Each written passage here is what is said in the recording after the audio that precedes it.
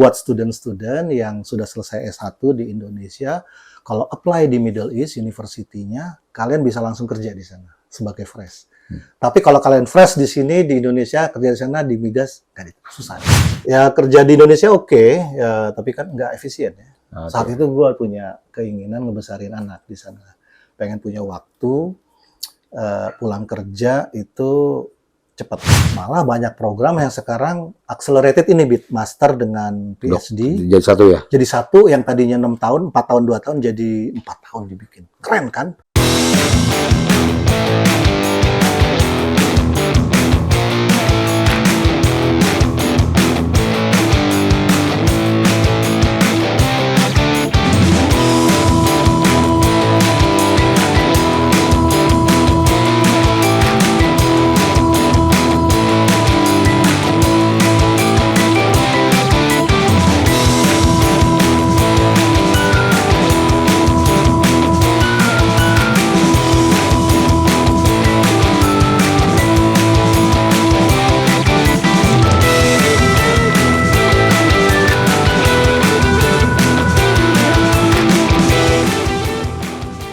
Assalamualaikum warahmatullahi wabarakatuh. Wadia Balat, selamat malam. Berjumpa lagi dengan channel kesayangan kita, The Great Carbit. Dalam tema Bincang Asik, kita akan mengulas biasa cerita orang biasa dengan kisah-kisah yang luar biasa. Ya. Kali ini tamu istimewa tentunya, sahabat saya lama, teman kuliah dulu, ya, teman dengan segala berkegiatan. Sekarang beliau aktif di Middle East. Mungkin bisa jadi contoh juga untuk orang-orang terinspirasi untuk kerja di luar, jadi ekspatriat. Tapi bukan kabur aja dia, memang dia kabur niat. Ruth, apa kabar? Thank you. Ya, Thank you. Oke, thank you banget ya udah bersedia datang, Ruth ya. Banget. Sama gue juga. Ya, kalau gue balik ke sini lagi, kapan ya gue terakhir ke sini? Ya selalu gue ngelihat ini mesin waktu di sini. Cuman kayaknya susah sekali nyari-nyari tempat yang bisa kita balik ke masa kecil lagi. Gitu. Memang koleksi di sini tuh, Wadia Balat banyak menghidupkan sel-sel mati. Jadi begitu lo lihat, selnya hidup lagi, memori balik lagi segala macam gitu ya. Seneng lah kalau bisa bermanfaat. Baru, Ruth, boleh tahu nggak sih, lu udah berapa lama di luar negeri sebenarnya totalnya? Di Middle East lah tepatnya lah ya. 15 tahun ya berarti. 15 tahun. Ya, 2010 akhir ya. Iya. Lama ya. Berarti gue pulang dari luar negeri, lo baru masuk ke Timur Tengah ya? Wadia Balat, saya di Kuwait. Beliau ini pernah di Qatar dan pernah sekarang di Abu Dhabi ya? Sekarang dia Abu Dhabi. Profesinya yang saya menarik. Rudy ini kalau komentar di WhatsApp grup kita, dia satunya orang kalau bawa data udah kita nyerah deh. Data dia udah sangat presisi dan bisa melihat pergerakan data. Itu yang saya nggak lihat. Data apa? Nah ini akan kita ulas, kita obrolin dan apa sih sebenarnya yang dikerjakan. Nah, Ruth, paling dasar. Kerjaan lo apa sih sekarang? Gak usah nyebut nama perusahaan lah. Kerjaan lo apa gitu? Ya di sektornya sih di sektor energi ya, oil and gas ya. Karena memang sebelum ke Qatar pun yang mereka lihat saya kerja profilnya di Qatar ya pengalaman saya di oil and gas ya. Jadi di oil and gas-nya di bidang apa ya, kebetulan ya di bidang lebih ke produk komersialisasi ya, marketing kayak begitu ya. Nah, spesifiknya ngapain ya, lebih banyak kepada marketing support. Biasanya marketing support itu untuk produk-produk oil and gas itu kita perlu market analytical ya gitu ya. Kayak market research. Jadi lo kayak think tanknya tim marketing gitu di belakangnya? Ya, ya begitu. Jadi ininya lah lumayan lah. Nah, Ruth, ke depannya profesi lo bakal diganti dengan AI nggak? Menurut lo deh, jujur aja. Kan AI sekarang bisa baca apa aja tuh? Baca tren, baca apa bisa kan? Ada beberapa komponen ya. Kalau harga nggak bisa. Harga nggak bisa. Kalau harga itu, kalau kita bikin AI-nya akan ada counternya. Secara teknologi akan selalu begitu kan? Karena nggak mungkin menang selalu, pasti ada yang ingin mengalahkan. Itu kalau harga ya. Jadi lu sebenarnya kayak trader juga sebenarnya ya? Nah, itu dari sisi forecasting ya. Kalau langsung ke teknis nih, jadi nggak apa-apa, biar orang pengen tahu deh. Karena gini lah, orang kalau kerja di minyak Wadia Balat, bayangan kita kan selalu kalau nggak pengeboran gitu ya, kalau nggak eksplorasinya atau pengolahan, tradingnya, sejarahnya. Rudy ini kerjanya kan lu di kantor kan, office kan, di kantor. Bukan di lapangan kan? Di kantor. Tuh kan, dengan segala macam data yang harus lu baca tiap hari banyak ya. Iya, seperti itu. Terus lihat pergerakannya kan. Terus ngasih advice. Udah kayak AI lo sebenarnya. Iya. Yang AI-nya mungkin. Nah, salah satu output yang gua kerjain itu kan salah satunya memberi namanya market analysis ya. Nah, itu bisa AI sekarang. Bantu banget. Gitu ya? Bantu. Jadi kayak naratif AI itu makin rapi sekarang karena Iya. semakin kita pakai di refine Iya. lagi. Naratif oke lah. kalau Database-nya naratif, makin ya. rapat juga. Tapi kalau data interpretation, price nggak bisa. Akan selalu ya kalau kita judi misalkan ya, akan selalu dibikin teori begini, akan selalu ada yang melawan yang bikin itu kalah. Jadi harga sih memang nggak dari company policy di mana-mana kelihatannya nggak ada yang biasanya kalau ada diam-diam sendiri aja gitu hanya untuk kepentingan.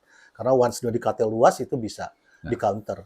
AI begitu. Gue so tau dikit nih ya, Wadah Balat. Gue pernah belajar namanya siklus hidup data, Ruth. Data itu lahir dari suatu transaksi. Nah, data yang lahir itu harus ada yang mentabulasi segala macam untuk jadi analisa. Betul nggak? Analisa yang udah kita tampilkan harus menjadi option for decision buat Betul. di atasnya. Nah, Iya. permasalahan kita yang ujung gue lihat di Indonesia sering nih, option for decision itu nggak ada yang ngambil keputusannya. Decisionnya atau lama. Jadi artinya udah bergulir lagi, pasar berubah lagi tadi gitu. Nah, itu lo alamin nggak di sana di Middle East? Decision making itu hal yang Keterlambatan itu akan selalu ada, kehati-hatian kan selalu ada ya. Ada yang kehati-hatian karena memang stepnya, karena international company yang prudent biasanya ada stepnya, gatekeepingnya gitulah istilahnya. Di setiap step itu di player ada mengambil keputusan, dicek lagi. Makanya setiap negosiasi bisnis biasanya, saya untuk support negosiasi by the way biasanya ya, ada stepnya. Jadi nggak langsung, kecuali ada beberapa produk yang kecil, dilempar di pasar spot itu memang biasanya. Orang kalau belanja minyak itu sebenarnya sifatnya intervalnya itu apa? Harian, mingguan, tahunan, bulanan atau gimana tuh? Mana yang tactical, mana yang sifat strategik? Itu dari tempat lu juga yang ngasilin input buat keputusan-keputusan itu nggak? Iya, namanya marketing strategi. Gitu ya? Namanya marketing. Jadi memang ada portfolio. Kalau perusahaan negara biasanya dia lebih pengen aman. Jadi ada di area-area yang bisa dioptimisasi, yang sifatnya memang uncertainty-nya tinggi, tetapi juga bisa dapat gain-nya besar. Itu biasanya ya mungkin 20% sekarang gitu ya. Di portfolio itu dia pakai ya. Sorry, di negara lu yang sekarang lu kerja, ya, ini tradingnya jual beli apa jual doang nih? Kan orang kaya, orang Timur Tengah Kalau kaya, trading kaya. jual beli. Jual beli juga, walaupun negara kayak minyak tuh tetap beli juga ya? Dia beli kepada, jadi gini, trading yang dibentuk, misalnya salah satunya ya, kalau trading umum itu sebenarnya dia beli dan dia juga jual. Ya. Resikonya di dia semuanya.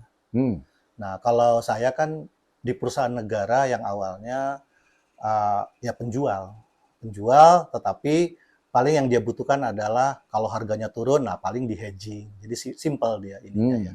Tetapi kebelakangan karena ada fluktuasi harga, dia melihat ada peluang juga kalau supply-nya lagi rendah, demand-nya lagi tinggi, lagi shorts gitu ya, misalkan harga kan jadi naik. Nah, dia pengen juga ngambil portfolio itu. Akhirnya dia juga bikin trading arm. Oh, gitu. Jadi sekarang udah mulai tren di perusahaan-perusahaan di Middle East, ya, oil and gas juga dia bikin entity untuk ngerunning trading arm gitu ya. Ruth, kalau di Indonesia profesi lo ini ada di mana? BP Migas kah? Atau ada konsultan-konsultan yang masih input ke pemerintah? Kalau di sektornya di kita belum ya, di sektor energi sih belum. Tapi kalau di yang lain-lain banyak lah, di stok, di bond market itu semua yang bekerja. Gini maksud saya, kalau yang tadi kita bahas mengenai risk komoditi ya banyak. Di sini kan banyak yang main itu. Tapi kan ini di sektornya bukan sektor energi ya. Nah, tapi bukan pemerintah ngerjain itu. Setahu lo? Di Indonesia siapa yang begitu ya? Nah, lu juga nggak tahu berarti. Keuangan di Indonesia enggak, yang di industri keuangan kan banyak yang seperti pemerintah kan apa, dana reksa misalnya. Nah, kalau lu di Timur Tengah ini lu di perusahaan minyak. Perusahaan minyaknya kan? Iya, perusahaan minyak. Negaranya kan? Pertamina-nya lah kalau di Indonesianya seperti itu kurang lebih ya. 15 tahun lu betah sih gue tahu, pasti enak sekali ya. Ya, sebenarnya pengen lu tahu kan, gua dulu waktu terakhir waktu masih di Kuwait kan kita tahun 2009 reuni ngelihat ya, anak gue masih kecil, kadang-kadang ya kerja di Indonesia ya, tapi kan nggak efisien ya. Saat itu gue punya keinginan ngebesarin anak di sana, pengen punya waktu pulang kerja itu cepat kayak jam 4 kan nggak ada di Indonesia, ada gitu. Jam 3 malah harus minyak. Karena apalagi kalau kita berhubungan sama eksternal, ada meeting, ada di luar after office hour ketemu, minta approval ke government, jadi ya agak lumayan inilah banyak nyita waktu sehingga merasa bersalah punya anak kecil kayak punya waktu itu agak telat. Atau udah 15 tahun ya, luar biasa. Ya di sana alhamdulillah jadinya udah sempat ngebesarin anak, kan sekarang udah ditinggal sama anak-anak di sana. Jadi sama kayak gue sekarang tinggal berdua aja. Aduh, ya. Nah, Ruth, selain itu, apa yang lo bisa pikirin dengan segala knowledge yang lo dapet nih, sebenarnya bisa lo pakai buat apa? Lo bisa bikin konsultan nggak kalau di Indonesia misalnya?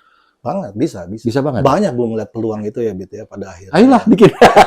Banyak peluang itu jadi di sektor gua sendiri gitu. Tapi sebenarnya gue tuh pengen begini, Bit. Peluang gue di Middle East ini kan nggak hanya gue melihat di migas ya. Di Indonesia juga sebenarnya lebih banyak bisa mengirim. Kesannya kita kan jadi kayak agen tenaga kerja. Ini penting, Bit. Lo kan ngerasain sendiri di Kuwait kan. Kehadiran lo sebagai orang Indonesia kan sebenarnya kan kompetisi juga dengan bangsa lain yang di sana. Sangat. Negara-negara migas di sana, minyak ya, di sana yang besar kayak Kuwait, Qatar. Di sana kan mayoritasnya ekspatriat. Betul. 90%. Betul. Ya kan? Rata-rata 90%. Orang lokalnya 10%. Artinya orang 90% itu kan sebenarnya mereka yang nge-running negara itu kan. Betul. Secara ekonomi. Nah itu kan peluang buat kita. Either yang ambil India, Filipina, Bangladesh, Pakistan, British, American, kita sendiri ya kita harus dong di situ. Kita bisa aja sih kalau di sini bilang kenapa nggak di dalam negeri kerja ya di sana ya. Memang banyak yang lebih bagus buat keluarga di sana ya. Tapi jangan lupa di sana juga kompetisi. Betul. Dengan bangsa lain. Lu ngerasain lah pasti. Kadang-kadang kita jadi kayak ambasadornya gitu loh. Kita kayak mewakili negara gitu kan, nggak main-main. Kadang integritas kita juga, profesional kita dipertaruhkan.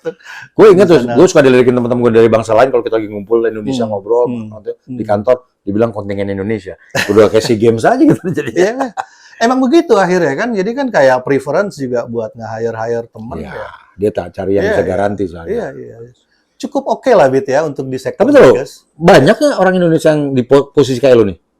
Apa lebih baik banyak diproduksi tetap? Dari sisi senioritas banyak. Cuman dari segi di bidang gua kan sebenarnya bidang yang untuk petroleum bisnis kan sebenarnya bukan yang umum ya.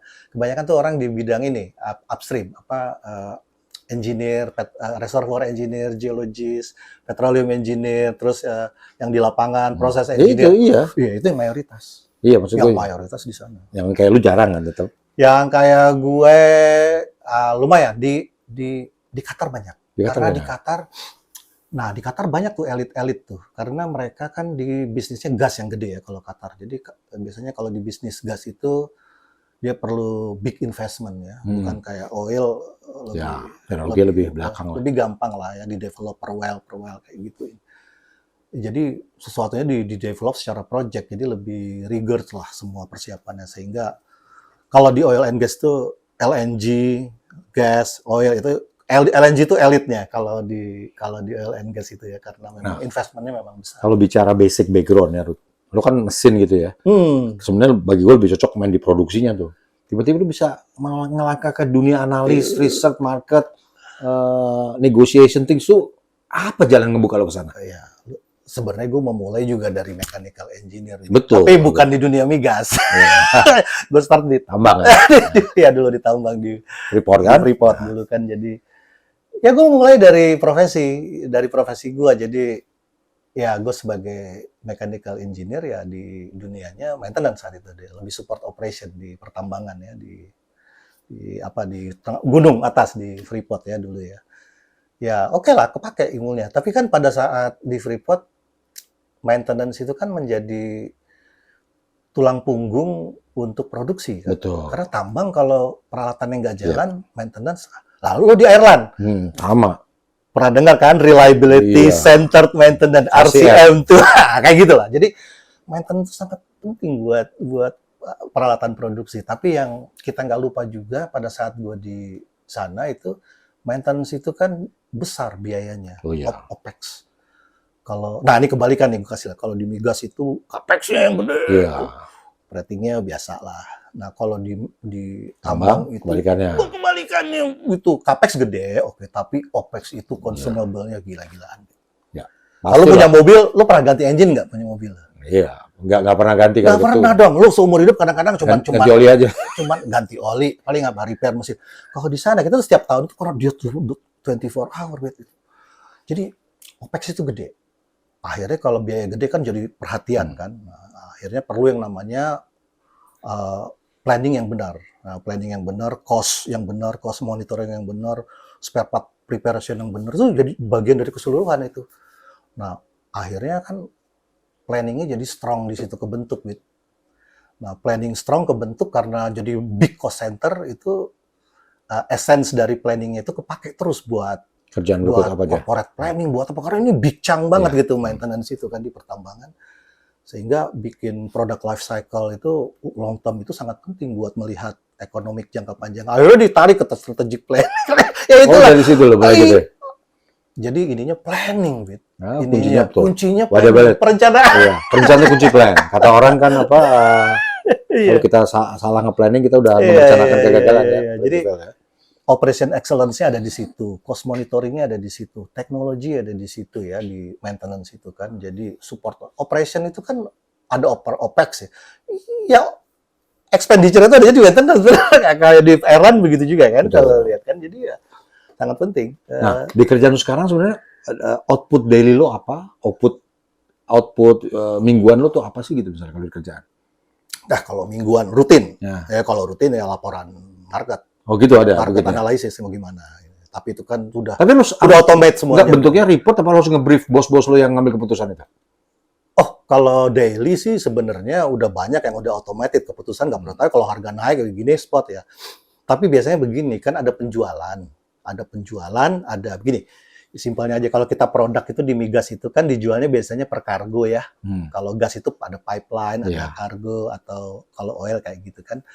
Nah, kargo itu kan yang dijual itu dalam parcel-parcel itu kan sebenarnya kalau kita dijual itu masih bisa dimainin sedikit, misalkan schedule-nya. Kalau schedule-nya berubah, harga bisa berubah. Ya, pasti. Tergantung dari kontraknya kayak gitu. Misalkan harga bulan ini berbeda, walaupun kontrak tapi ada formulanya. Nah, itu di efisiensi. Nah, itu sebenarnya di running sama mesin sendiri kita dengan optimisasi kayak begitu. Lu pernah nggak dipanggil Ruth sama bos lo yang sekarang gitu ya?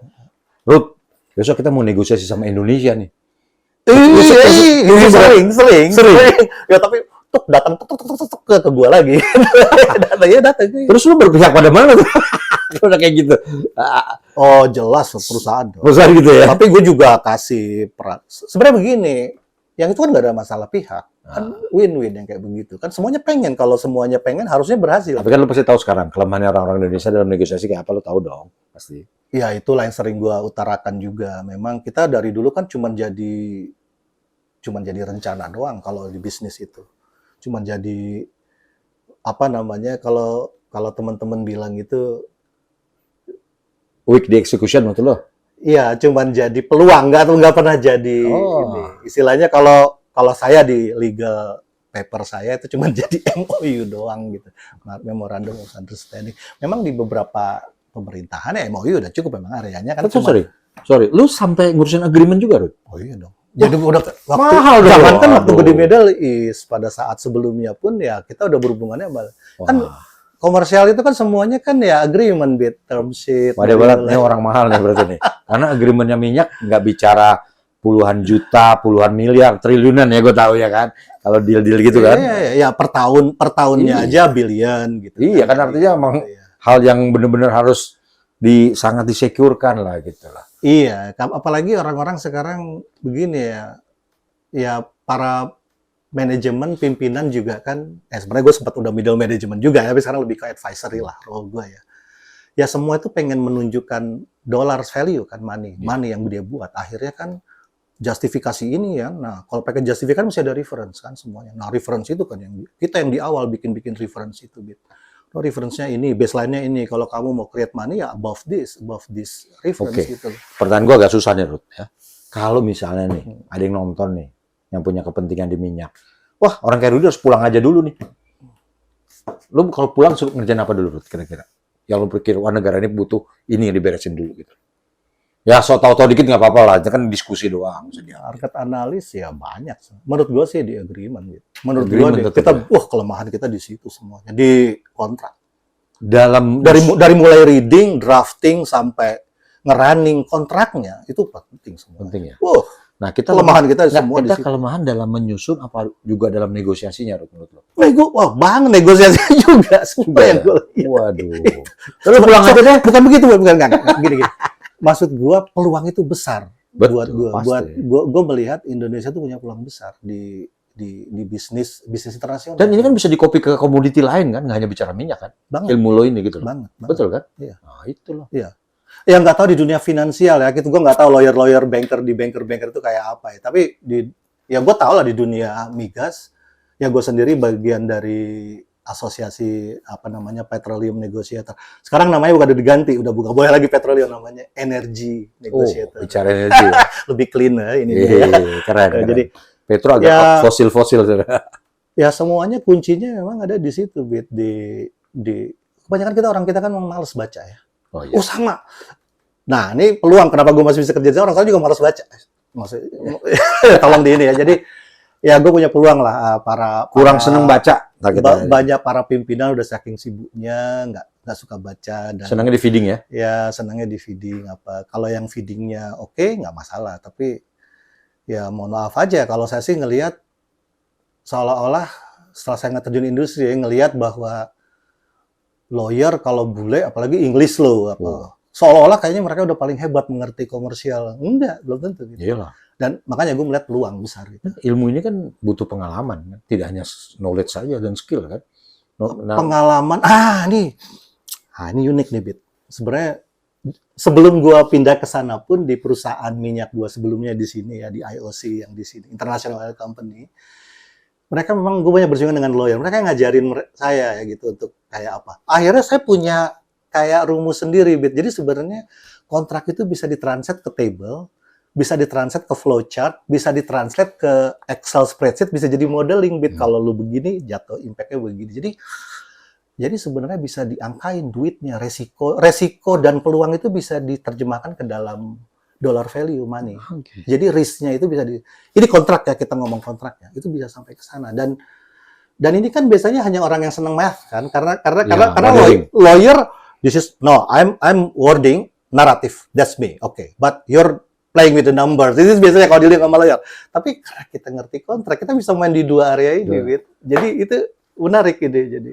Sorry, pakai tool nggak sih, Ruth? Apa? Ada tool khusus nggak sih buat bikin analisis, bikin perhitungan, bikin modeling tadi? Ya software lah kita bilang lah. Sebenarnya gue banyak ngerjain modeling yang lain, tetapi kalau dalam menerjemahkan kontrak sih cukup Excel ya, Bit ya. Sama knowledge kita menerjemahkan ini maksudnya. Sebenarnya bahasa Inggrisnya di kontrak itu kan seperti kayak matematik. Dia logik kan. Oh, iya. What if this, then this. Semua harus di-cover. Nggak ada abu-abu. Kalau ini begini, ya. Kalau abu-abu, memang bisa kita sengaja bikin abu-abu. Biar kita nanti keep negotiating manakala. Tapi lu udah tahu arahnya kemana. Iya. Itu bisa didesain kayak begitu. Biasanya banyak orang-orang kan yang nggak mau yang complicated. Banyak. Jujur nih, lu pernah diminta bantuan nggak sama KBRI, sama perusahaan? Kalau untuk this particular draft gini. Bukan buat nasihat investasi atau trading. Hampir di setiap negara yang gue iniin. Tapi dulu ya, mungkin gue beberapa tahun terakhir ini mungkin agak kurang, gue ada fokus lainnya sih, kerjain lebih kepada buat family lah gitu ya, buat bikin ini bikin itu. Tapi ya kalau iya bantu banget, Bit. Yang kalau nge-briefing dubes baru orang nggak enak nanti malah gue ini. Tapi ya gue briefing. Menteri, ini Pak, ini. Karena begini, gue nggak mau waktu dia nggak efisien dia. Betul. Lu datang misalnya ke negara Saudi atau Qatar atau apa, waktu dia kan mahal, seorang pejabat, menteri, untuk mempelajari lagi. Jadi, lu bantu dia refocusing ya semua. Nah, gue ibaratnya kayak local guide, Pak ini begini, misalkan kalau di migas ini ada yang expire loh, ini blok ini, bukan blok konsesi ini mau dibuka. Itu lumayan banyak bantu. Peluang impor produk migas, LPG, crude oil banyak gitu ya. Energi itu memang turunannya banyak banget ya. Dengan Indonesia sebenarnya banyak peluangnya itu. Dan makanya dari itu gue melihat itu banyak ya, bisa peluangnya bisa lebih banyak lagi dengan Middle East itu unik di beberapa negara. Mereka nggak hanya migas itu dibutuhkan, produk migas itu dengan Indonesia, tetapi juga mereka kelebihan cash untuk diinvestasikan. Nah, itu bisa kita minta investasi. Ternyata gitu ya?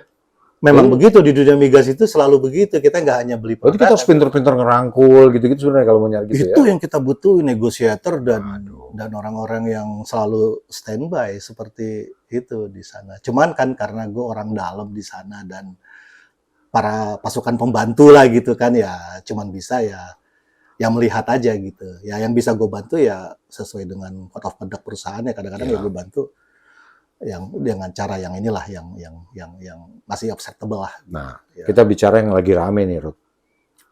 perang kemarin ngefek nggak sih ke komoditas energi? Menurut lo sendiri? Yang perang maksudnya Iran? Gitu? Iya, Iran Israel. Israel. Oh iya. Tapi gini loh, Bit. Nggak sedramatis pada saat yang masih 4-5 tahun lalu. Sekarang udah mulai makin pintar pada belajar, pada apa semuanya. Dan Nggak, soal produksi terganggu nggak dengan perang kemarin? kemarin sih enggak. Enggak malah ya? Enggak. Itu orang banyak nggak tahu ya. Yang cerita-cerita Selat Hormuz mau ditutup gitu-gitu. Ada ancaman itu, tapi Tapi- kan nggak dieksekusi, hanya untuk dibuat aja gitu kan. Oke, jadi lancar-lancar. Kalau aja. ditutup yang rugi siapa? Nah itu orang banyak yang belum tahu. Sebenarnya Hormuz itu kemana sih jalan? Nah ini gue baca juga ya di narasi-narasi nih sebenarnya ya. Amerika energi security-nya akan terganggu, dia nggak mungkin. Enggak, udah dulu iya. 73 iya, perang Yom Kippur, Arab Saudi mau embargo. Kira-kira 10 tahun lalu ya Amerika masih impor. Sekarang kan Amerika udah hampir self-sufficient dia. Hebat ya. Eropa sudah mengurangi banyak dia dari penggunaan produk migas. Jadi yang sebenarnya yang negara Middle East ini ya, Selat Hormuz itu yang dibahas orang-orang energy security, yaitu energy security-nya satu Cina. Cina ya lewat situ ya. Cina. Energy security-nya India. Yang ketiga energy security-nya Jepang. Ya. Energy security yang keempat energy security South Korea. Indonesia di mana? Indonesia. Baru yang kelima energy security-nya Saudi Arabia. Oke. Sorry, Singapura. Singapura. Loh, pertanyaannya kenapa Singapura? Loh, Singapura itu yang ngambil banyak minyak dari Middle East. Mereka Refinery mereka, karena mereka adalah supplier-nya untuk market di Asia. Karena mereka memang kapasitasnya dibuat besar sebagai senternya refining produknya ya. Emang kilang di Southeast Asia itu paling gede dia apa Malaysia? Malaysia kecil. Emang Singapura berarti gede banget ya? Tapi Malaysia kelebihan ekses buat konsumsinya. Jadi dia bisa ekspor. Kalau Singapura memang dari awal didesain untuk mensuplai Asia, Australia. Oh, kita nggak kepikiran ke sana dulu. Oh bagus, dulu kan zaman Orde Baru. Kalau saya lihat sih semuanya kan ngikutin kebutuhan kilang sama konsumsi kan ngikutin. Tapi sekarang kayaknya keteteran. Sejak kasus Pertamina kemarin kesana kita bermasalah dengan kilang-kilang kita kan? Kan kalau saya lihat sudah mulai Pertamina memang. Udah lama sih, udah 10 tahun terakhir kalau saya lihat sih. Memang waktu saya sedang di Middle East pun dari zaman Pertamina Ibu Karen, mereka memang ingin membesarkan kilang kita, kan nggak mudah. Nggak mudah itu kan, pendanaannya gimana, kan crude-nya kan mesti dari pendanaan siapa, dengan Saudi, dengan Kuwait gagal. Itu ya pentingnya lo bilang negosiator yang bisa bikin proposal ya. Nah gini, kadang-kadang negosiasi cuma di atas meja sih, oh Pak nggak ekonomis ya sudah, jadi kayak balik-balikin minute of meeting. Negosiasi kan nggak cuma balik-balikin minute of meeting. Nah itu Wadah Barat kita perlu banyak ilmu negosiasi. Nggak lah, yang ngajarin juga sebenarnya kan ya perusahaan-perusahaan sebelumnya gitu kan, kayak gitu. Tapi saya ngeliat dari perusahaan yang sukses bernegosiasi dengan National Oil Company di Middle East, dengan siapa ya kan, ya negosiasi itu kan perlu energi dan waduh luar biasa itu. Sekarang gue kembali ke nih Amerika nih, paling ngetop banget ya. Sebenarnya Amerika tuh posisinya lagi kayak gimana sih? Bagus nggak bagus? Atau dia punya komoditi andalan? Menurut lo sendiri gimana? Kayak kemarin kan orang pada banyak mengecam lah, kita hanya bisa menurunkan jadi 19%. Sementara Amerika ini loncat deh, tadi kan perang ke Iran, sekarang ke Amerika. Kan kata lu bilang Amerika sebenarnya nggak terpengaruh dengan Iran tadi. Iya memang betul. Amerika itu keberadaan di Middle East-nya ya, even sejak zaman Trump-nya yang periode 2016-2017 itu, sebenarnya masih banyak ahli itu bilang bahwa ini ada security-nya Amerika. Enggak, ini ada security-nya Cina, iya, makanya. India, Jepang. Gue bilang sebenarnya Amerika tuh baik-baik aja dong sebenarnya kalau dia soal energi ya, baik-baik aja dia. Oh, dia setelah menemukan shale oil, shale gas itu, dia banyak sekali liquid. Liquid itu nggak hanya crude, tapi condensate, LPG, dia jadi, sekarang dia jadi terbesar di dunia, LPG apa semuanya. Kita kan gitu ada, Indonesia juga nanti ke sana kan, itu kan yang negosiasi. Sebenarnya kalau kita bisa ngimport barang-barang yang kita butuhkan dengan 0%, untung dong kalau kita bisa ngambil. Tadi kayak Amerika lagi kelebihan apa? Iya, yang lagi ramai kemarin 9% itu kan di grup kan, 9% gini. Loh, kalau barang 0%-nya yang kita impor itu barang kebutuhan kayak paling gede kan LPG. Tadinya tuh Middle East. Tadinya malah Abu Dhabi yang paling gede eksporter buat ke Indonesia. Kita ngomong 2016 lah ya. Zaman itu masih Pak Yonan apa Indonesianya itu menteri. Itu kita Abu Dhabi, tapi kan shifting karena Amerika sekarang produksi gede ya murah, mereka bisa murah jual LPG. Energi price-nya tuh bisa setengah daripada kalorifiknya itu dia jual di sana. Jadi bisa ekspor gede-gedean dia ke Asia dengan LPG ya, kita ngomong LPG karena dia kelebihan. Nanti konsepnya sebenarnya kayak tarif itu sebenarnya kita nggak boleh mandang itu sebagai pukul rata, nggak bisa ya. Kalau emang komoditi kita butuhkan ya semakin dikasih 0% Kalau kita saya impor. buat 0% karena ini kan LPG, kita impor LPG. Yang kedua, Bay, di Indonesia itu kan, nah ini saya kebetulan aja punya data, saya tarik-tarik dikit gitu ya. Loh, Indonesia ini kan tergantung dari Amerikanya kan LPG produknya. Terus yang kedua adalah soybean itu. Oke, Kedelai, ya. kedelai. Kedelai. Ya. Amerika, Indonesia yang, nah, ini kan buat makan juga. Kalau 0%, ya dong, Trump happy kan, ya kita juga happy kan, ya kita tinggal 9%-nya yang tarif kita di sana itu, ekspor kita ke sana tinggal dibahas aja, kita compete sama siapa. Kalau tekstil mungkin dengan Bangladesh, Vietnam, kalau sepatu dengan Vietnam, Cina, tinggal di-compete aja. 9%, kalau menurut saya ya, kalau saya lihat sih, ya itu masih bisa. Tapi kan kalau LPG apa memang kita mau Energi, ya. sana ya. Dan lebih bagusnya kan nanti dipadukan dengan investment kan. Nah itu tadinya saya pikir juga kita dengan Middle East juga bisa begitu sebenarnya. Masih bisa kalau saya lihat ya. Nah, itu kita butuh banyak analis kayak lu dong, Ruth, kalau gitu, Ruth. Kalau cuma baca berita di Iya, koran. analis dan eksekutor. Iya, kalau eksekutor. presiden Analis kita ada, analis pasti ada lah Indonesia. Pasti ada. Tapi di level eksekutornya juga mesti sama informasi. Gue bisa bilang gini, analis mungkin ada, tapi mungkin yang mau nulis cerita nggak banyak di media. Jadi kita orang awam juga bisa baca arahnya nih. Kayaknya mungkin kita mesti mulai bikin naratif ya, Bit ya. Jadi independen. Saya yakin di Indonesia juga banyak orang yang bisa, tapi kan dia punya keterbatasan, nggak bisa nulis. Dia sebagai orang pemerintah Gue mau nanya yang agak nakal ya, tapi gue yakin lo punya jawabannya. Untuk di luar negeri, di tempat lo kerja, mencegah supaya tidak kejadian kayak Pertamina yang ya tanda kutip orang bilang sangat besar, tapi mungkin lo punya hitungan, lo punya cerita sendiri. Apa itu yang mana? Yang soal kasus Pertamina kemarin yang masalah Petrala dan gitu. Rame di grup. Nah, ya. Maksud gue sebenarnya pencerahannya gimana? Harusnya kita gimana sih kalau menurut lo? Supaya kan di Abu Dhabi nggak terjadi hal itu kan? Apa terjadi dalam jumlah kecil kita nggak tahu? Enggak sih, cuman kan ya kita posisinya yang enggak sih, memang enggak, lebih rapi gitu, enggak. Di sana kan enggak mungkin ada kita bayarin apa, kita terima invoice. Iya. Misalnya saya sebagai penjual ya, saya nggak mungkin terima invoice, saya ngeluarin lagi cost buat ini enggak, kecuali agensinya jelas gitu kan, buat surveyor, buat apa itu kan jelas ya. Ya kita nggak mungkin ada tangan ketiga, yang lain nggak ada sih, memang agak sulit kalau saya sebagai penjual. Nah kalau sebagai pembeli ya Indonesia ya contohnya ya memang unik nih, saya agak nggak apa-apa cerita kan buat mencerdaskan publik. Saya tuh sering diminta sama orang, minta produk, minta diesel, bukan diesel, gasol, ya macam-macam lah ya, jet fuel, kerosin buat pesawat. Iya. After crude apa segala macam. Itu lucu semua Tamkon. Itu kayaknya jadi kayak template-nya tipikal orang pembeli Indonesia. Jadi kayak third party-nya, agent yang buat nanti supply-nya akhirnya ke Pertamina atau kemana gitu. Jadi memang unik. Loh kok ada ini nanti dibayarnya ke sini, nanti pelabuhannya di mana. Jadi memang banyak perantaranya. Ini nggak kepake. Bukan ya, ada paling nggak ada middleman-nya untuk dibayar secara apa. Tapi pelabuhannya ini bukan punya dia, bukan punya apa gitu. Oke. Ya, kita juga jual banyak ke big traders ya di apa namanya, ya semua big trader lah ya, kita mungkin saya nggak perlu sebut nama lah ya, yang Swiss, kebanyakan Swiss company gitu ya, yang Singaporean entity biasanya gitu. Ya itu biasa bagi kita juga beli jual ke mereka biasa gitu, dan dia juga market mark to market ya biasa. Nah menurut lu sendiri ketergantungan kita sama Singapura atau Timur Tengah segede apa sih? Kalau lu bandingin, karena kita sering dengar kan kita nggak besar tergantung tinggal sebenarnya. Sampai saat ini kita cuma tergantung sama Saudi crude aja untuk ke Cilacap. Saudi crude ke Cilacap. Ini data yang saya pelajari ya. Kalau Timur Tengah itu beberapa LPG yes. Dulu ya kita tergantung dengan Timur Tengah, sebelum Amerika besar itu LPG-nya dari Timur Tengah semua. Sekarang Amerika ya? Sekarang, ya karena Amerika murah. Amerika murah sekali itu di situ. Dan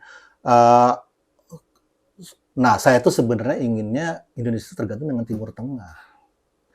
Karena apa? Dia juga kelebihan ini apa namanya, cash access dari penjualan minyak untuk diinvestasikan kembali. Nah, sayang dong kalau diinvestasinya ke tempat lain. Ya kan berebutan orang minta Betul. investasi migas dari Qatar, Abu Dhabi, nyembah-nyembah orang minta sana. Nah kita kan sudah mah kita ngambil dari mereka, ya kita juga invest dapat konsesi di sana, dia juga invest di perkapal.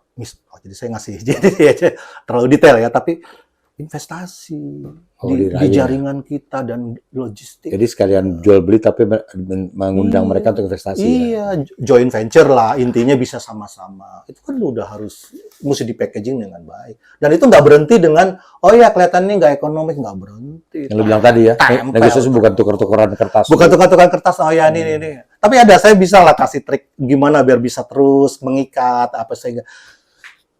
Ya saya ngelihat banyak juga sih peluang-peluang itu dari sisi ininya loh, approach-nya, protokolnya. Nah, di tatanan resminya gimana, terus yang ngedampingi siapa.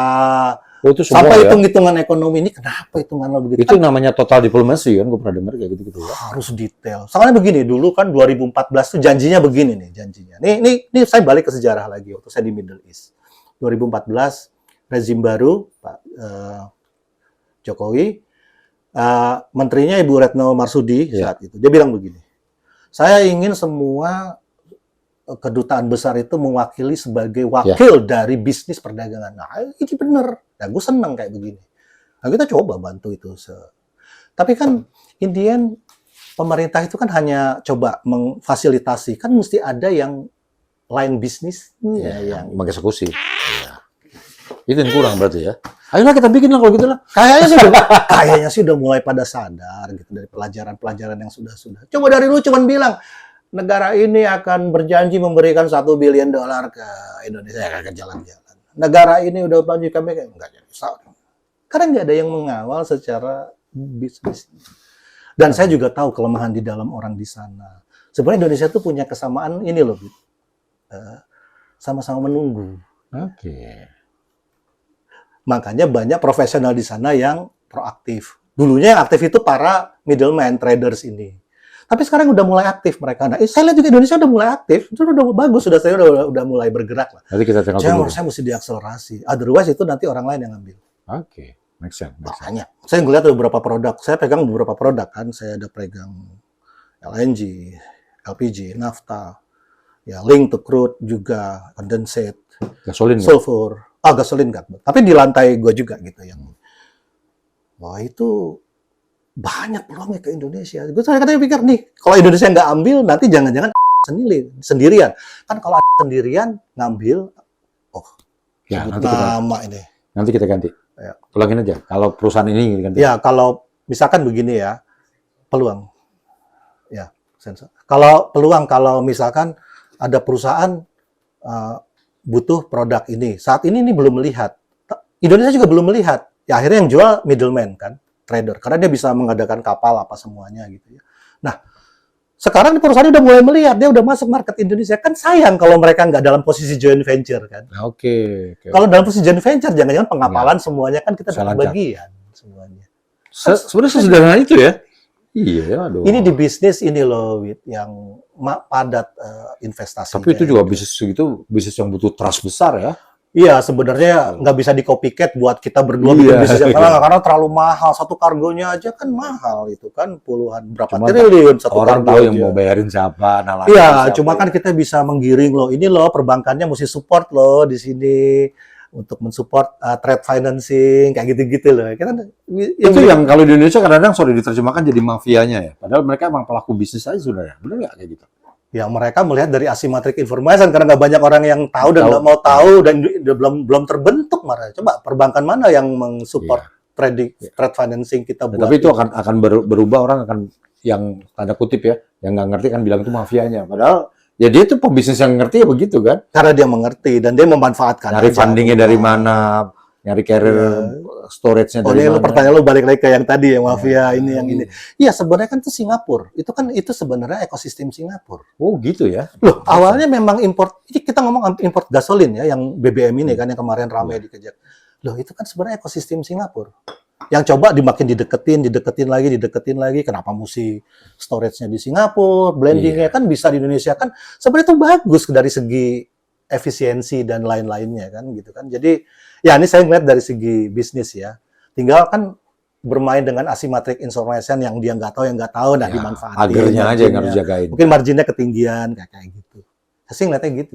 Asik. Make sense, Ya, make ya sense. sama kayak ya kasus yang kemarin kalau saya lihat kan, wah semua di lingkungan kami yang biasa di oil trading ngelihat kerugian negara apa yang disebut, Iya. kan gue bikin tuh hitung. 900 triliun jadinya. Ini hitungan aja gampang sebenarnya. Wah ini menurut saya ya itu. Kecuali memang bisa dapat sumber yang harganya sangat murah sekali. Tapi kan kita nggak itu patokannya, kan kita market dulu kan Ya, semuanya. tapi Kan, kalau ya. terhadap market nggak sebesar itu ya. Dan saya lihat juga ada kayak seperti double dipping, saya lihat di situ. Kalau memang ada margin di sini ya sudah, kan ini semuanya akhirnya di buku. Saya juga lihat loh bukunya Pertamina itu kan. Kan kelihatan maksimum revenue-nya dari penjualannya berapa. Iya, nggak mungkin hilang Iya segitu. kan, pasti kalau ini revenue-nya segini, penjualan beli bahan bakunya segini, di mana udah market ya. Ini udah dihitung segini. Kalau ininya masuk akal, nggak mungkin kan ini marginnya segini, belinya murah, nggak mungkin kan gitu kan. Jadi pastilah itu mungkin kita bisa bantulah nanti ada. Nah, itu gunanya Kalau kita ada percaya sama salah, mereka. kalau mungkin begini penyajiannya, komunikasi masyarakatnya. Karena buat kita yang biasa di bisnis, Siap-siap lu diundang sama bocor halus. ya. Ya enggak, ini hanya kita kan hanya kita juga punya komunitas migas, apa namanya. Kembali ke peta dunia lagi nih, gue pengen. Iya. Kalau sekarang pemain energi, selain Middle East, ya Amerika juga lebih kuat. Ya. Rusia sekarang. Nah, sekarang Rusia sama Iran gimana menurut lo? Rusia dan Iran kan dia punya kerjasama di pemasaran. Mereka kuat juga. Apanya nih? Jumlah produknya. Jumlah produknya, jumlah cadangannya. Rusia besar. Potensi Iran besar juga. Tapi dia kan hanya bisa jual ke Cina saat ini. Dulu masih bisa India, ya. Nah, side produknya itu adalah dijual lewat di sana di Middle East juga ada area yang sedikit agak terbuka, open namanya. Sama kayak Singapura, exactly yang namanya Fujairah Central itu. Ya, kayak gitu. Jadi ya gitulah, masih bisa kayak Singapura lah. Nah, seperti kayak gitu. Kalau kayak situasi begini sebenarnya, Indonesia sebenarnya bagus merapat kemana, Ruth? Amerika apa Cina sih sekarang kondisi ini? Apa Middle East sekarang merapat kemana?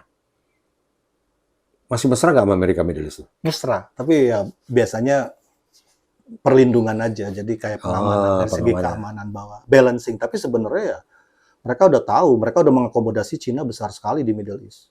Gitu ya? Iya, negara-negara besar di Middle East. Kalau seru kan? Bayangin, sekarang dulu yang berseteru Iran, Saudi lah misalnya. Iya.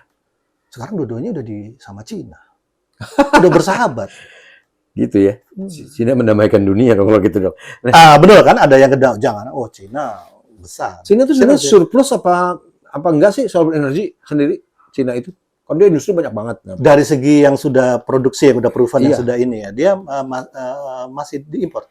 Masih ngimpor ya? Iya. Cuma dia bisa merubah menjadi produk lain, jadi nggak secara neraca. Potensinya gede ya di Xinjiang sana itu migas ya. Upstream. Saya udah lama nggak mendalami upstream. Gue berangkat sebenarnya dari upstream, gitu. Jadi gue dulu kerja mulai dari terus ke upstream ya. Sekarang lebih banyak di area downstream dan midstream ya. Cina itu masih import, masih besar, tapi dia produksinya besar. Cina itu nggak surplus. Tetapi dia sekarang ngebangun model kayak Amerika, namanya strategic reserve. Malah untuk refine produknya, refine produk tuh kayak gasolin, kayak minyak tanah, kerosin ya, solar ya kayak gitu ya, diesel. Dia lebih besar dari Amerika sekarang. Oh iya, komersial reserve-nya lebih besar. Jadi apa strategic komersial? Strategiknya ya. Tangkinya. Amerika yang masih besar itu yang crude. Namanya tuh strategic petroleum reserve, SPR ya itu dia. Nah, kalau Indonesia kan kita terkenal dengan batu bara, ya, coal. Coal ini kita oke-oke aja, apa suatu waktu akan bisa jadi bom waktu atau gimana menurut lo sendiri? Cina masih ngimpor coal dari kita kan, Cina juga. Masih. Itu yang kita dengar katanya cuma ditimbun aja ya buat reserve juga buat. Asik. Ya, dia juga besar. Tapi gini lah ya. Ini banyak sebenarnya gue pengen ngebenerin gini juga paradoks. Kita kan suka nyampur tuh kalau di grup di mana di TV apa di mana ya itu ya di channel YouTube itu kalau orang bilang energy security ya. Sebenarnya energy security itu jangan dicampur-campur ininya gitu loh. Karena Indonesia itu ada 2 stream yang besar ya energy security itu. Yang satu itu menurut saya minyak. ya BBM, crude. Nah, itu jadi satu tuh, kilang, BBM, crude jadi satu. Itu semuanya di sektor transportasi. 90% buat sana mereka. Nah, ada energy security ini yang buat kayak gini nih. Listrik. Lampu listrik sama buat masak. Nah, nah kita boleh deh ngomong renewable di situ ya. Sumbernya ya, pembangkitnya ya. Kemudian boleh bilang juga batu bara, boleh geotermal, boleh bilang juga di situ ada yang namanya yang lain-lain ya, seperti kayak angin yang apa di situ. Disitulah mereka bermain di energi listrik dan nah sama lagi buat masak LPG. LPG walaupun produk karbon, tapi dia di area sektor ini. Jadi manakala kita ada ngomong, jangan dicampur-campur ini energy security, karena ini energy security yang dua berbeda. Oke. Sebenarnya tertulis dalam dokumen-dokumen di mana-mana pun, sekalipun di RUPTL-nya PLN yang sudah dulu saya pelajari zaman dari 2000 itu ya. Udah dipisahkan dan di ESDM juga dipisahkan. Tapi gini loh, yang saya lihat di podcast kalau ngomong energi itu sedikit agak nyampur gitu kalau menurut gue ya. Pak, kayaknya energi security gimana kok kilang kita masih tadi lu ngomong apa? Kilang aja lucu gitu kadang-kadang. Pak, lifting kita ini jatuh di kilang. Nah, itu tadi, kilang itu sebenarnya untuk menampung produksi minyak. Iya. Intinya gini, konsumsi kita tuh udah segini. Kapasitas kilang, konsumsi BBM kita itu dihasilkan dari kilang dan impor. Ya, impor langsung. Nah, kilang itu dari crude oil. Jadi dirunut gitu ya. Jadi pas kita ngomong ke crude itu untuk kilang. Nah, crude itu dari mana? Dari lapangan, dari sumur. Karena orang nyampur bilang energi security itu sumur. Gimana gitu kayak nyambungnya kayak susah ya. Nah, itu semua kaitannya ke sektor transportasi, mobility. Nah, kita melihatnya begitu kalau market ya. Nah, yang lainnya listrik dan lain-lain yang dari listrik itu untuk household, untuk rumah tangga dan ya ada juga industri kayak gitu. Jadi harusnya bisa dipisah. Pembangkit satu lagi ya. Nah, pembangkit itu gitu. salah satunya ada yang tadi kita bicara coal. Pembangkit, coal. Nah, jadi sekarang kita ngomong coal tadi ya. Coal gimana? Ya, buat Indonesia ya mestinya ya coal ya. Mestinya kita harus maksimumkan itu buat. Maksimumkan ya, karena kita punya reserve banyak. Ya nggak fair lah. Itu 200 tahun lalu dulu Eropa bisa besar kan karena itu ya. Ya menurut saya itu kan energi yang paling murah. Iya, tenaga air itu kan base load ya. Harus ya mestinya ya yang mesti kita lakukan adalah dekarbonisasinya dalam bentuk clean coal, teknologi. Mestinya begitu. Atau kayak Cina tadi gue bilang. Cina masih bangun coal. Jangan salah. Jepang masih bangun coal fire. Maksud saya dengan kita kaya itu harus menghasilkan banyak produk juga, produk lain gitu maksud gue, dengan dibiayai oleh tenaga ini gitu Kak, menurut lo? Ya gimana, sorry. Jadi gini, harusnya dengan kita kaya coal, kita kaya sekali kan coal ini ya, kita bisa maksain untuk membangun industri-industri yang butuh coal, membuat kita jadi bisa jualan macam-macam lagi gitu Kak. Iya, manufaktur kita harus di situ, harus didukung oleh energi-energi murah biar bisa bersaing. Bukan sekedar cuman ngekspor lepas tangan juga dong, ya nggak? Rasanya kita sekarang power kita sih cukup dari coal. Masa kita kan lagi nggak berlebih juga kan? Masa kita lagi nggak defisit juga kan? Kebutuhan coal kita sepanjang yang saya tahu kan tercukupi dari ke produksi kita. Kalau gua Ruth ya, tambang itu yang gue syukurin cuma satu apa? Suka nggak suka dia bangun ekosistem. Di situ ada kehidupan kalau ada tambang, betul nggak? Betul. Ada transportasi di situ. Betul. Ada karyawan, sekolah, rumah, dan lain-lain. Itu sebenarnya yang bagi gue itu jangan sampai mati. Karena jujur aja, perusahaan yang gue bangun juga bikin software buat tracking coal. Karena itu kecipratan juga gitu loh. Artinya ya itu cuma strategi bahwa kita orang cuma bilang gini. Lo kaya sekarang nih, tapi 5 tahun itu betul lo miskin mendadak gitu loh. Karena semua habis lah. Itu kita kan harus benar-benar berpikir ke sana juga trading. Betul. Karena yang gue belajar dari waktu kita ngobrol sama Archandra ya dulu di katanya dia bahwa kayak Jepang, Korea itu jago mengelola. Dia nggak punya sumber daya, tapi jago mengelola. Iya, betul. Itu kan sebenarnya dilakukan. Itu yang bagus banget. Kalau kita dibilang kita ini contohnya Jepang sama Korea. Kan Korea nggak punya apa-apa. Itu. Jadi nggak usah ketakutan kalau kita kehabisan minyak apa segala macam. Impor aja. Saya so what dengan impor. Cuman cara kita mensecure supply itu ya kita bisa dengan banyak cara. Misalkan bekerja sama dengan baik, G2G-nya dengan negara. Tadi lo bilang tadi negosiasi kontrak itu udah punya tuh. So, nanti kalau masalah kita tertekan nilai importnya terus ini Bu, kan sudah bagus. Kita udah dengar juga kan kalau nggak salah Bank Indonesia sudah punya MOU dengan Middle East, beberapa negara Middle East untuk currency itu kan. Itu bagus, udah mulai ke sana kan. Jadi kita nggak tertekan dengan selalu US dollar ya. Sekarang kan udah mulai de-dollarisasi. Ya. Iya. BRICS. BRICS. BRICS udah nyata di dunia ini, dunia energi. Kalau kita lihat, Indonesia ketergantungan sama BRICS itu jauh lebih besar. Coba lihat dari neraca apapun ya. Kita dengan Brazil, godenya minta ampun. Iya. Apa? Coba, sebut apa? Salah satu produk kita impor yang kan gula. Gula. Oh, by the way, gula gue juga sempat lihat tuh ini tentang yang kasus kejaksaan gula ini kan itu juga kan menurut gua kan kita tuh udah begini terus. Produksi kita segini, kita udah begini dari tahun sebut itu kan kasusnya tahun 2015 lalu begini coba. Impor terus. Yalah, orang Harvard pasti udah mikirin lah.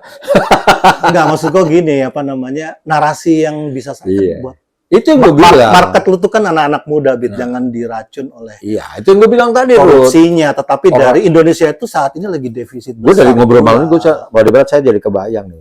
Ada kadang-kadang kita bisa beda tipis nih antara yang pedagang ulung, mafia, trader, atau apa gitu. Dan sebenarnya jangan-jangan orang pertama yang paling cepat itu sebenarnya itu pebisnis murninya. Betul, dia pasti itu. Cuman kan dia yang selalu dijadikan kadang-kadang. Iya, begitu kejadian. Memang regulasi itu dipakai untuk mendukung bisnis, bukan untuk menjerat bisnis mestinya ya, Bit ya. Karena yang benar saya gitu kan. Jadi ya kalau memang prakteknya udah mulai begitu ya diakomodasi aja regulasinya biar bisa. Karena kan kecepatan pengambilan yang jelas gue tangkap bener nggak? Kita masih punya banyak waktu dan kesempatan untuk membuat Indonesia benar-benar tadi ketahanan energi atau lo bilang swasembada energi kalau dikelola dari sekarang dengan benar.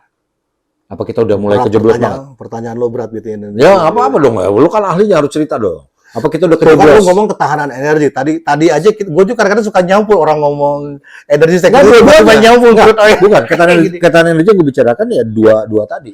Bahwa satu transportation, satu lagi listrik. Dua-duanya kita amankan tuh ke depannya. Satu yang gue suka, pokoknya gini aja Bit ya.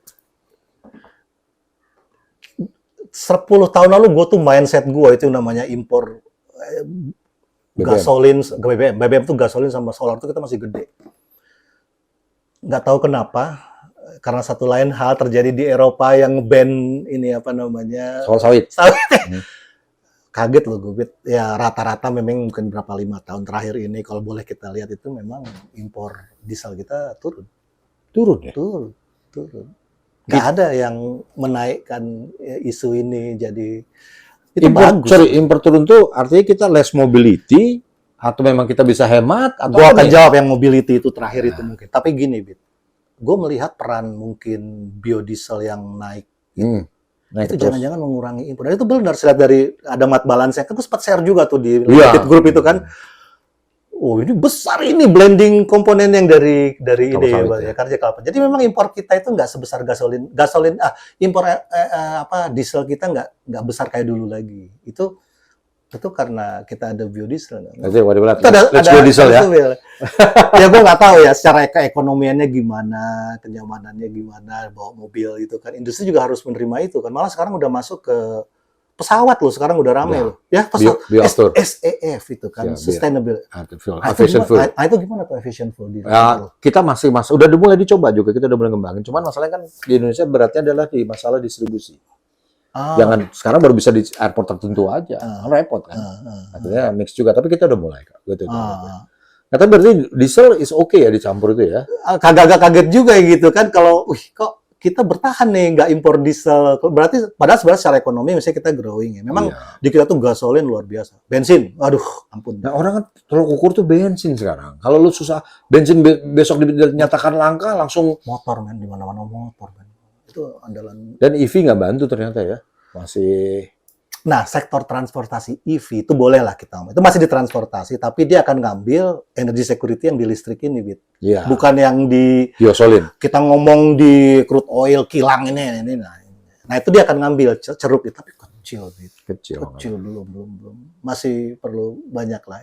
Cuman beginilah. Karena kita juga mesti sayang, karena gue kan kalau visit ke luar kan, lu tahu, sekarang di tengah-tengah kota di Eropa kan nggak boleh tuh mobil. Iya. Malah ada pajak yang gede tuh yang limited GTA, limited area kan. Sebenarnya kita juga mesti begitu. Sebenarnya penggunaan mobil listrik itu bukan lebih kepada energy mix, ini akan jauh itu. Cuman lebih kepada sayang kotanya lah kita ke biar bersih. Berarti di Indonesia cepat, tetap sebenarnya mass transport ya, yang harus tetap dikembangin lebih kencang ya. banget. Cuman masalah gini, bandingin gue pernah tinggal di luar ya, gue pernah tinggal di Australia di ini.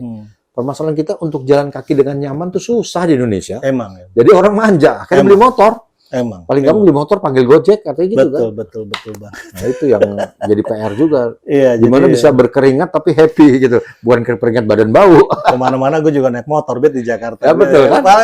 Gimana? Gue biasa pengen efisien. Gue di Abu Dhabi semuanya predictable. Iya.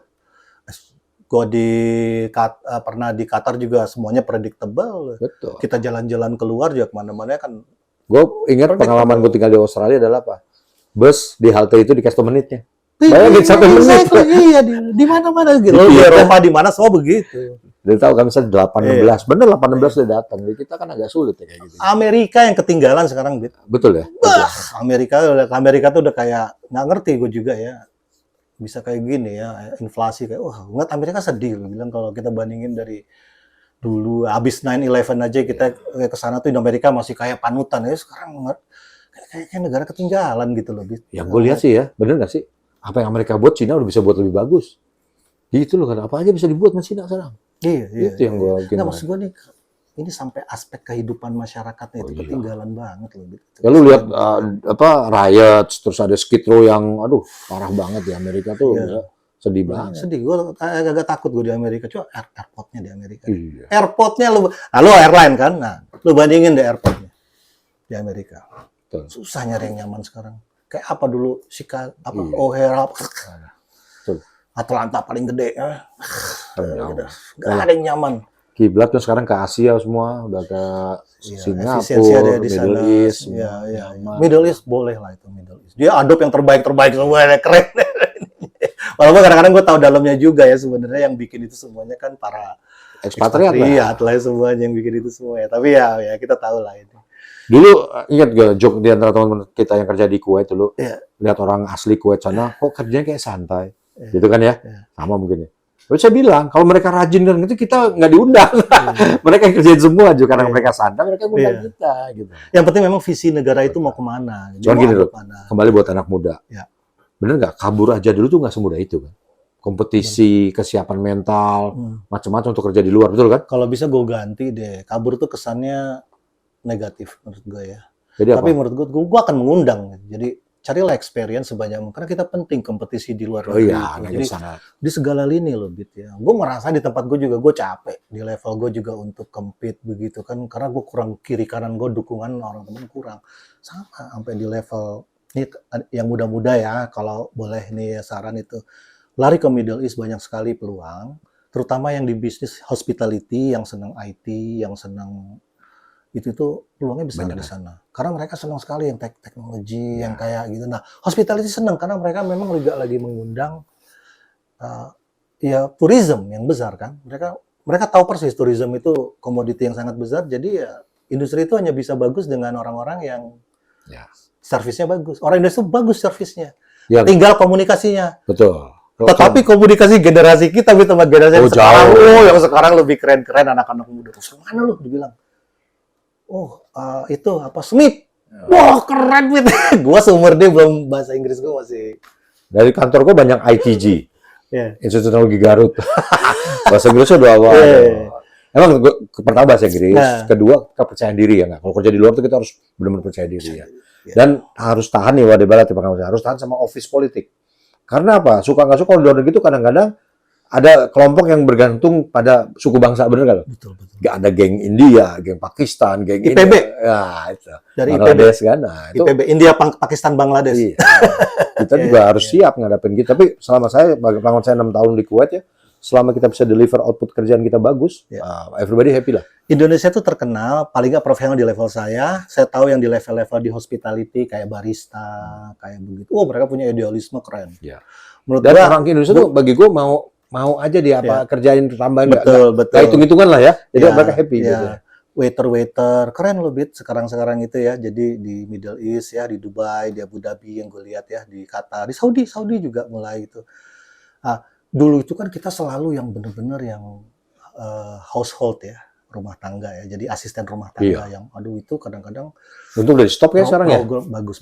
Itu bagus banget. Jadi itu problem komunikasinya besar loh, Bit. Sehingga kan akhirnya banyak disalah apa Oh, itu kan saya dulu awalnya sebenarnya dari komunikasi, iya, Bit. di kantor dulu saya di Kuwait tuh sering dimintain pendapat untuk resolve masalah problem mereka dengan TKW. Itu suka duka nih. Kita sering. ngomong suka Iya. duka, kita kadang-kadang suka. Kadang-kadang kita juga karena muka kita dari bangsa ini, kita juga kadang bilang, dan gue paling nggak mau memang gitu. Nah ini suka duka juga ya, kita perlu sekali dua kali gue mau bantu ya.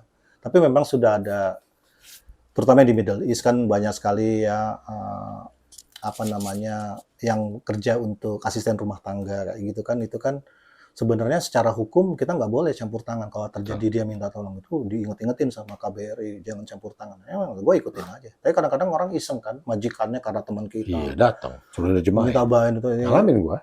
Sorry, gue hanya bisa bantu sampai segini. Bukan kita nggak mau nolong loh ini, tapi secara hukum kadang-kadang kita malah yang di. Tapi benar tuh, kalau perlu dia ekspor tuh hospitality, tenaga hospitality bagus banget. Hospitality. Perawat ya, hotel, semua barista, kafe itu bagus. Uh, Kalau perlu podcaster kita ekspor nih. IT, Kita IT itu IT. yang programmer Iya. itu banyak itu dibutuhkan di sana, orang-orang ngerti skillful di situ. Dan kita nggak hire waiter kan, istri gue kan punya dengan teman-temannya kan inilah bikin komunitas, bangun ini, bikin resto apa kayak gitu ya. Itu lumayan, waiter itu punya kemampuan IT-nya lumayan. Oh iya, anak sekarang sih. Bukan anak sekarang hebat, melek-melek IT-nya gitu. Itu yang kita butuhin kayak gitu, keberanian mereka kayak gitu. Dan lumayan sebenarnya kalau mereka bisa nabung, lo bisa membantu juga. Itu minimum loh, karena mereka masih orang-orang yang keren. Berarti tagline kita ganti, bukan kabur aja dulu, yuk berjuang aja dulu. Ayo kita ke sana untuk bikin pengalaman, ngebantu kita. Negara kita juga keren loh dalam bisnis apa orang-orang tenaga kerja kita. Coba di kapal di mana? Iya, kenal. Di kapal-kapal yang support di sana operational. Filipina paling banyak kan. Lu tahu lah di mana-mana. Di Amerika pun begitu, di Eropa apa. Semua industri. Tapi beda kalau orang Indonesia tuh skill yang tertentunya tinggi gitu. Tapi kalau memang komunikasinya Filipina kan udah dari SD lah mereka enjoy Amerika lah gitu ya kayak gitu ya. Ayolah, jadi waduh, jangan tunda belajar bahasa Inggris betulnya. Ini kunci tuh bahasa Inggris. Kunci. Gue ngeliat sudah sangat bagus anak-anak yang generasi muda sekarang ya yang kerja di hospitality, di service ya kayak gitu. Cuman nih masuk nih ke dunia-dunia kayak nurse. Oh iya. Nurse masih kurang. Dan banyak banget tuh waktu di Kuwait kebutuhan akan nurse. Nurse. Ya. Filipina masih merajai kayak gitu. Kenapa mereka nggak seneng yang bilang IPB tadi gitu ya? Lu tahu karakter mereka kan kadang-kadang kan kaku dan mohon maaf suka kadang-kadang agak itu ya agak tricky jelas kayak gitu ya. Tuh, pada lihat pengalaman Rudy yang udah 15 tahun, mengokohkan dia bisa menjadi analis yang level atas lah. Udah apa sih jabatan lu sekarang? Nggak jelas lah Bud namanya malah. Gua gini aja. Direktur yang jangan lu. Enggak lah.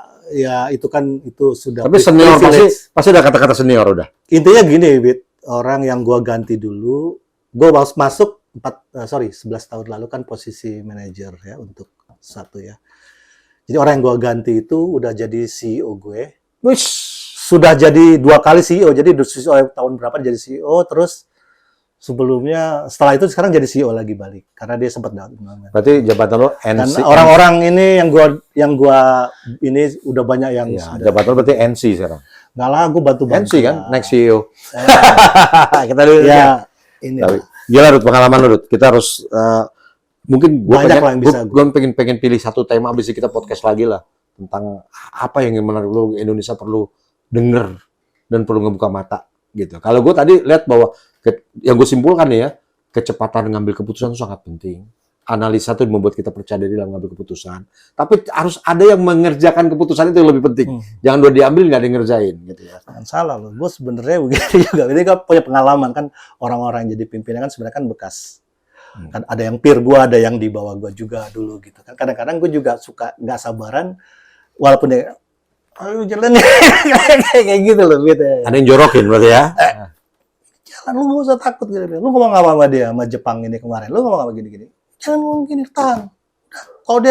Kalau lu di bluffing, harga lu ini kemahalan gitu, udah, ini tenang aja kayak. Sampai kayak gitulah ini untuk. Ya sebenarnya itu sudah udah masuk mendorong ke eksekusi kan sebenarnya kayak gitu. Ada butuh itu kita dibutuhkan itu kan ya. Kayak konsisten. Gitu. Tapi gue lebih penting kita pastikan kita ada continuous improvement yang harus ada terus di Indonesia. Terus ada orang-orang yang berani tadi bernegosiasi, ngambil keputusan, nulis kontrak dengan benar.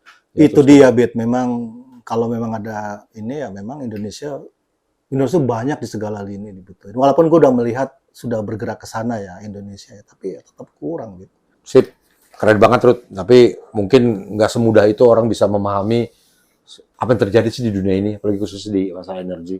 Tapi kita butuh orang-orang lain bisa nerjemahin jadi Banyak Bit yang bisa hal-hal sederhana cerita gitu loh. paradoks gitu ya Bit Itu ya. dia. Sebenarnya kayak yang simpel aja komen-komen di inilah di news, di podcast, di mana itu kan sebenarnya banyak yang misleading gitu ya. Ya tadi kayak Amerika, Indonesia, nothing to do with Amerika di security kan saya bilang. Ya banyak lah hal-hal yang kayak gitu. Oh ini perang karena buat naikin harga minyak. This is Trump. Trump nggak suka harga tinggi, tapi dia juga nggak suka harga rendah. Tapi dia tahu sweet spot mesti bagaimana. Jadi siapa berperan apa kayak gitu. Itu udah banyak yang sudah tidak lagi. Sebenarnya gue udah sempat coba nih. Ada beberapa paradoks sebenarnya gue siapin ya yang coba yang gue pikir ini penting ya. Kayak renewable versus carbon, kayak minyak kita sebenarnya udah tahu kan semua udah bukan barang baru ya, kita bukan kayak minyak ya, batu bara, crude oil, migas, lifting capacity, hulu hilir semua perang naikin net revenue. Jadi ya gue bilangin lagi, jadi Amerika tuh hanya perlu Middle East sekarang ya untuk beli senjata, Jualan senjata. dan nah ini gue sedikit kasih clue. Ini lu undang lu podcast yang jagonya Middle East. Tapi gue kasih clue aja. Konflik-konflik yang terjadi sekarang di Afrika pun dari uang minyak ini juga, Bit. Oh gitu. Karena mereka proksi juga untuk ini. Karena kan yang mampu beli senjata siapa? Negara. Iya. Nah, yang ingin menumbangkan ini, bikin ininya, oposisinya siapa? Nah, yang membiayai. Itu dari Libya dulu kan udah jelas negara-negara yang terlibat. Nah, untuk membiayai itu siapa ya? Negara-negara ini. Jadi sebenarnya itu Amerika. Karena senjata itu kan buatan Amerika. Ada sih buatan Rusia. Jadi sebenarnya yang dibutuhkan Amerika untuk security menjual senjata. Ini agak berbeda ya mungkin dari podcast-podcast yang ada ya, Bit ya. Tradingnya itu dia ya, sebenarnya kuncinya dia masih jualan senjata. Iya, dan appearance paling besar itu ya sekarang Cina dan Rusia itu di Laut Merah, di mana kayak gitu. Dia yang punya kepentingan sekarang. Jadi geopolitik sama mereka bertiga tuh sekarang. Iya. Rusia, Cina dengan ya Amerika masih Amerika. Ya, lawannya Amerika gitu ya. Nah, sekarang kan Trump ya mikir gitu. Tapi sekarang ini kan silsilnya jadi kompleks karena kan ini masuk ke podcast ahli berikutnya nanti itu yang masalah. Dia ketarik sama Israel juga untuk perang ini kan dalam ini kan. Tadinya kan dia nggak mau perang. Awalnya kan dia datang dia ke Israel? Enggak. Dia cuma datang ke negara-negara ini aja kan awal. Itu sebulan yang lalu lah, langsung aja ketarik lagi dia sama. Suka nggak suka. Iran udah baik sebenarnya dengan negara-negara Middle East yang lain. Negara udah baik dia, udah nggak ada masalah. Itu kan pusing dia, ngadunya gimana ini kan nggak bisa kan. Iya. Nah, itu kan di Afrika sekarang lagi digeser ke Afrika, sebutnya Somalia, Ethiopia, Sudan. Oh, itu uang-uang dari minyak juga kan, tapi ya Amerika ya yang senjatanya dari Rusia juga di situ. Kita bikin nanti spesial buat itu. Ya seru lah kalau ini. Tapi pesan kita buat Wadia Balat ini, Ruth, jangan takut untuk bertarung di luar negeri dalam hal pekerjaan ya. Ya itu banyak peluang. Kembangkan diri dulu, dipersiapkan diri, lalu siap bersaing di sana, matangkan bahasa Inggris, kepercayaan diri kalau pengalaman saya gitu ya. Terus ya. Satu lagi Bit, ini menarik nih karena kita juga dari intelek, dari sekolahan. Gue juga ini ngelihat udah mulai banyak profesor-profesor di Middle East dari Indonesia. Iya. Dia ngasih prioritas kepada orang-orang Indonesia yang mau. Dan Indonesia bagus-bagus di sana, Bit. Bagus. Syaratnya Iqra 6. Nah, kenapa gue bilang begini, Bit? Gue tuh punya kesulitan pada saat melihat anak-anak bagus lulusan Indonesia untuk ditarik ke migas. Mereka tuh butuh orang berpengalaman, Bit. Buat jadi coach? Bukan orang yang fresh graduate. Oh, sananya? Di sananya. Dia nggak mau. Fresh graduate hanya untuk orang lokal. Tapi sekarang sudah mulai banyak channel. Kalau dia universitinya di sana, boleh masuk. Ya, nggak fresh graduate ya? Nah, karena sudah mulai. Mereka invite malah pakai, buat student-student yang sudah selesai S1 di Indonesia, kalau apply di Middle East university-nya, kalian bisa langsung kerja di sana sebagai fresh. Tapi kalau kalian fresh di sini di Indonesia, kerja di sana di migas, susah diterima. Ini clue juga. Jadi itu satunya. Sekolah sana susah nggak? Nggak. Malah banyak program yang sekarang accelerated ini Bit, master dengan PhD. Jadi satu ya? Jadi satu yang tadinya 6 tahun, 4 tahun, 2 tahun jadi 4 tahun dibikin. Keren kan? Fast track kata orang itu namanya. Fast track dan dia dapat. Tapi ini nggak banyak slotnya. Tetapi kalau itu dibanjiri, dan ini research. Jadi kalau research semakin banyak fundingnya. Yeah. Ada profesor yang dikasih 10 juta. God damn it, buat riset, Wit. Oh, jadi ya, itu kan bisa dolar, menampung, bukan rupiah.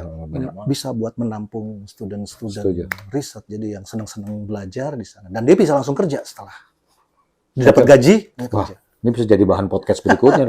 Peluang-peluang sekolah nih. Masih banyak yang mau denger ya. Iya lah, gue tahu market lu kan Iya. muda-muda nih perlu orang-orang yang yang kita buka lah. Jadi lihat-lihatnya jangan kabur. Memang kita harus buka sebagai ambasador tadi. Ambasador, betul. Ambasador Ya, Indonesia. Padahal peluang banyak nih.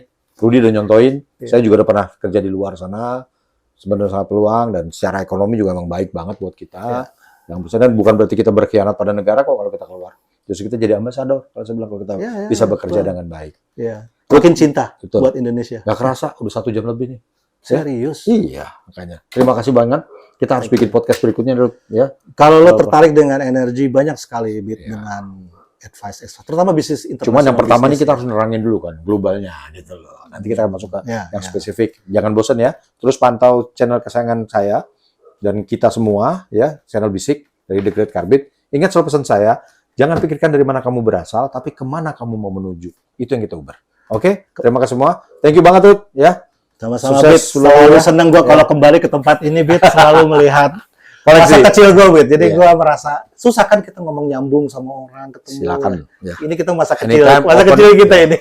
Hidupkan sel-sel mati kita dengan koleksi-koleksi. Iya, nyalakan mesin waktu. Tuh, nyalakan mesinnya. Terima kasih. Thank you semua. Assalamualaikum warahmatullahi wabarakatuh.